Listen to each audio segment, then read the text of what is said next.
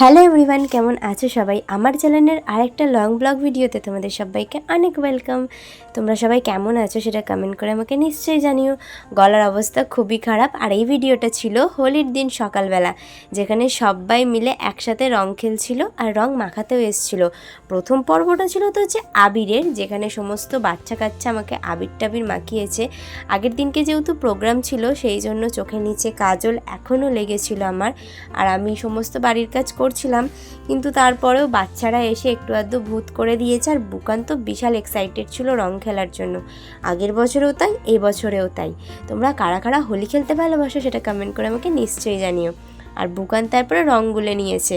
বুকানের আজকের দিনে প্রায় 4 থেকে 5টা জামা চেঞ্জ করেছিলাম, এতটাই রং খেলছিল। তারপরে পাড়াতে বেরোতেই সমস্ত সবাইকে দেখলাম প্রায় ভূত হয়ে গেছে, আমি বাদে। তারপরে আমাকে সবাই মিলে ভূত করতে চলে এলো। ওই যে সাদা মুখ কারোর পছন্দ নয় হোলির দিনকে, তাই ভালো করে মাখিয়ে দিল। বেশ করে মাখিয়ে দেওয়ার পর এই বিচ্ছুটা আর এই বিচ্ছুটা দুজনকে রং দিচ্ছিল। আর এরা 3 ভাই মিলে একসাথে রং খেলছিল।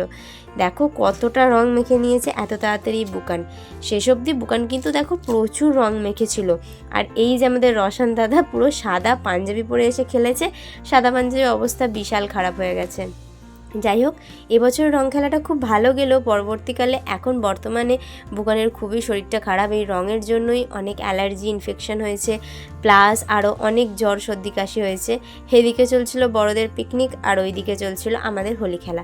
সমস্ত কিছু হয়ে যাওয়ার পরে লাস্টে ছিল রাত্রের দিকে মোমো পার্টি, যেটা আমার খুবই পছন্দের একটা জিনিস।